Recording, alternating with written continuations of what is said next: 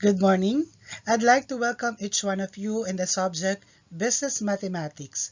Hope you will enjoy the lesson. Sit back and relax.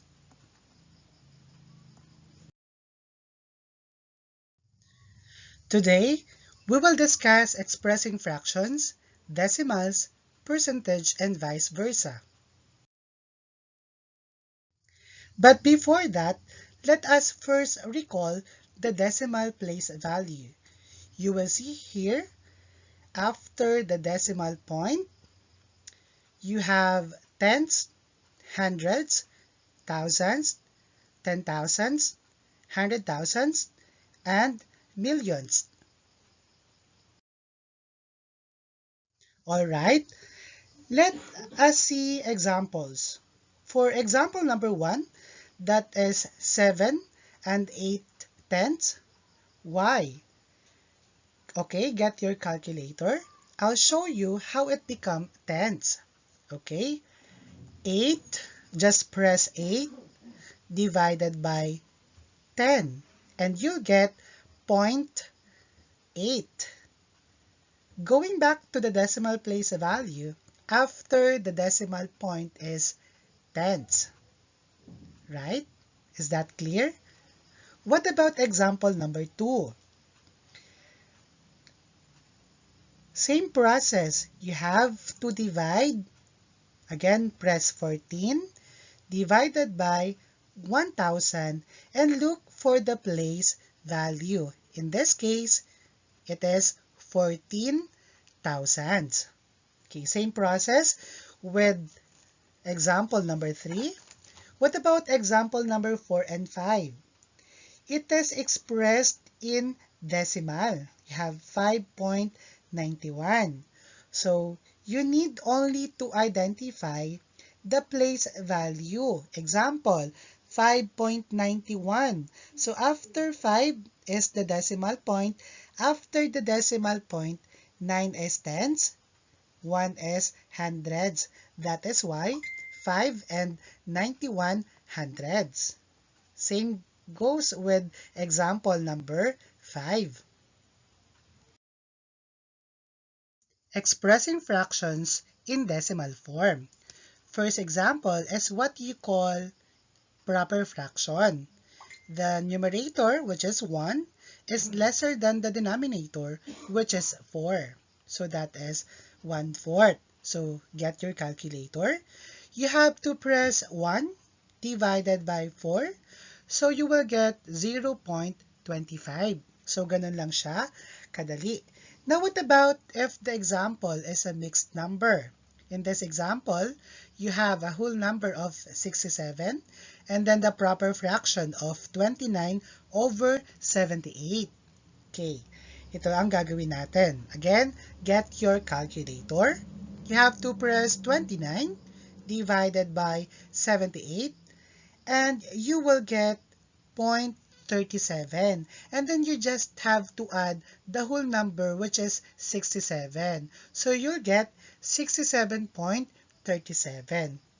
Please take note that you had to round off the decimal equivalent if it exceeds to 2 decimal places. Alright, what about decimal to fraction form? So expressing the words in decimal is used in the conversion of decimal to fraction.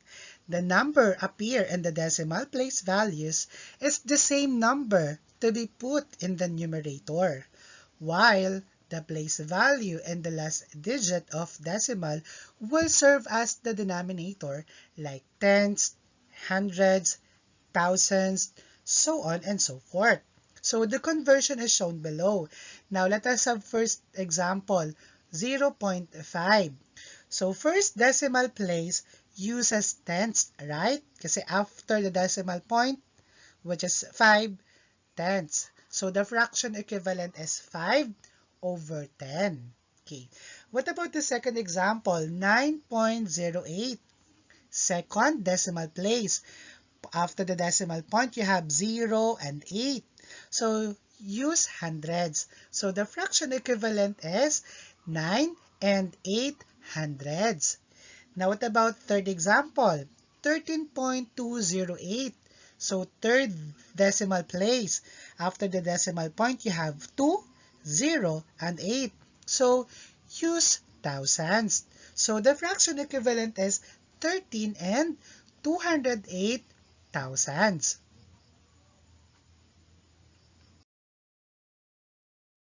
So, how can we simplify the fraction? So, after converting the decimal point to fraction form, we need to simplify the fraction. Now, given the example number 3, you have 510, right? So, kailangan mong hanapin yung kanyang greatest common factor. So, paano hinahanap ang greatest common factor? Ano daw yung mga factors ng 5 at saka ng 10 na pwedeng mag-divide sa kanila? Okay, let us have first 5.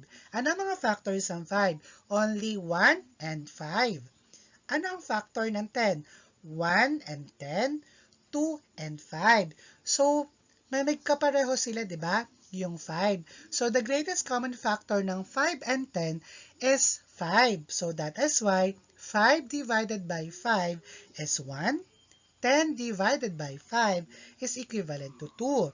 So, the simplest form of 5/10 or 0.5 is 1 half. What about example number 4? So, sa example number 4, meron siyang whole number plus 2 decimal places, which is equivalent to fraction of 9 and 8 hundredths. Correct? So, again, ano ang proseso? We need to get the greatest common factor of 8 and 100. So, again, paano pagkuha natin? 8, what are the factors? 1 and 8, 2 and 4. What else? So, wala na. What about 100? We have 1 and 100, 2 and 50, 3, wala, 4 and 25. Tama? So, ano ang magkapareho ng 8 saka 100? So, para silang mayroong factor na 4. So, i-divide lang natin yung 4. 8 divide 4 is 2. 100 divide 4 is equivalent to 25. So, ang simplified fraction ng 8 hundredths is 225. So, 9.08 is equivalent to 9 and 2 over 25. Okay. Alright. Example number 5. So, 13.208 thousandths. So, again, you have to get the greatest common factor of 208 and 1,000.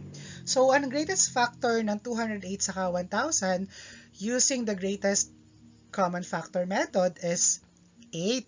So, that is 208 divided by 8 is 26.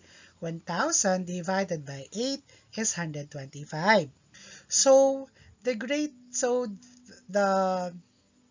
equivalent fraction is 13 and 26 over 125. Alright?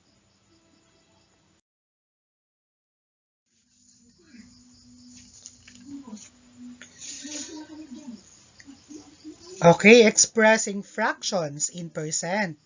The word will create a phrase percent, meaning every 100. This means that the base of percent as a quantity is 100. In case of fraction, the denominator as the base should be 100. To do that, you must find a number to multiply or to divide to get an equivalent fraction with 100 as denominator. So, let us have the example. So, ganito lang yon. Okay, get your calculator. Example number 6, you have 1/4. Okay, you just have to divide that. 1, okay, just press 1, divide 4, is equivalent to 0.25. Since ang hinahanap natin ay percent, we need to multiply it by 100. Okay, so you'll get 25%.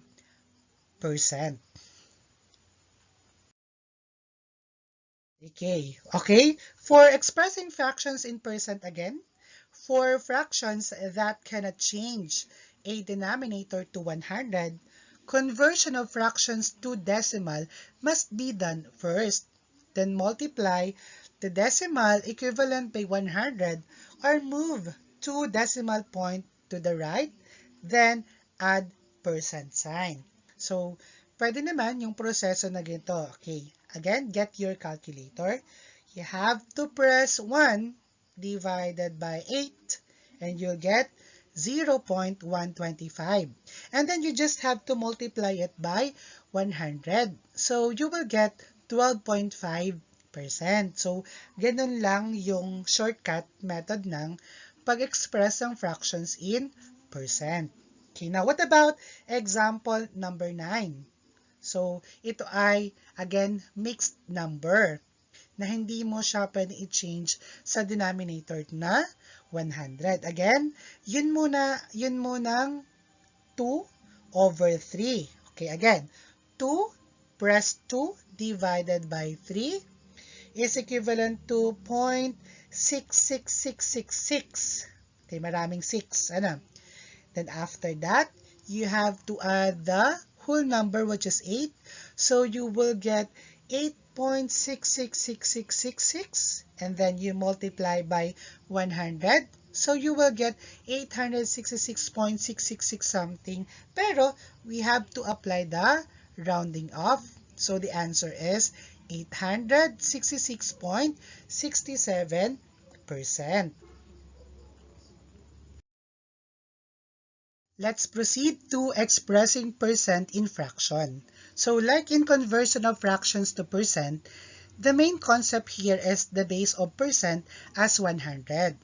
Okay, first note, to change percent to fractions, always make the 100 as denominator while the numerator is the number in percent form. Now let's take a look at example number 10. So we have here 42%. Sabi daw, ang kanyang denominator is always 100. At ang kanyang numerator should be the number in percent form, which is 42. 42 over 100. If you have the fraction already, you have to change that fraction to simplest form. Like for example, 42 and 100 or 42 hundreds. Siya ba ay simplified na? Hindi pa. Kasi yung 42 at saka 100 ay divisible pa siya by 2. So when we divide 42 by 2 and 100 by 2, rather, you'll get 21 over 50. Okay, now let's take a look for the second case. In case of improper fraction, change it to mixed number first. Yon. Let's take a look at example 11. 225%. Again, sabi natin, the denominator is always 100. And the numerator is the number in percent form, which is 225. Get your calculator. 225 divided by 100, you'll get 2.25. So, again, yung 0.25, balikan natin sa decimal place value, equivalent siya kay hundreds. Kaya ang naging fraction niya is 2 and 25 over 100. So, we need to simplify the 25 over 100. Again, what number ang pwedeng mag-divide kay 25 and 100? That is 25. So, 25 divided by 25 is 1. 100 divided by 25 is 4. So, the 225% is equivalent to 2 and 1/4 sa fraction form. Okay? Alright, let's proceed to example number 12. Okay, ang sabi daw dito, in case percent has decimal point, which is 43.6%, change it first to decimal equivalent, then follow the rule of expressing decimal to fractions. Okay, get your calculator. Okay, 43.6 divided by 100 is equivalent to 0.436. Okay, na-convertin natin siya sa decimal. Ano? Ngayon, again, after the decimal point, tens is 4, hundred is 3, 6 is thousands. That is why you have 436 over 1,000. Again, hindi pa doon tapos ha. You have to change the fraction into simplest form if the need arises. Hahanapan nyo ngayon na ano yung number na pwede makapag-divide kay 436 and 1,000. Okay, alright, let's proceed to expressing decimal in percent form and vice versa. Expressing decimal in percent form and vice versa is a matter of multiplying or dividing the given by 100. If you were to change decimal to percent, multiply by 100. Otherwise, divide the number expressed in percent form by 100. Please take note, always put percent sign if you are to express the answer in percent form. Now, let's take a look at example number 13. So, the given is 78.125. Ibig sabihin, decimal siya, kailangan natin siyang i-convert into percent form. Anong sabi kapag naka-decimal, i-convert ito to percent? We need to multiply that decimal by 100. So, 78.125 times 100, you have 7,812.5%. What about example number 14? So, the given is 19.23%. Okay. Ang daw gagawin naman kung siya ay percent to decimal? You have to divide it by 100. So, 19.23 divided by 100 is equivalent to 0.1923. Alright? Okay. Thank you, everyone. I hope you've learned something today. Good luck!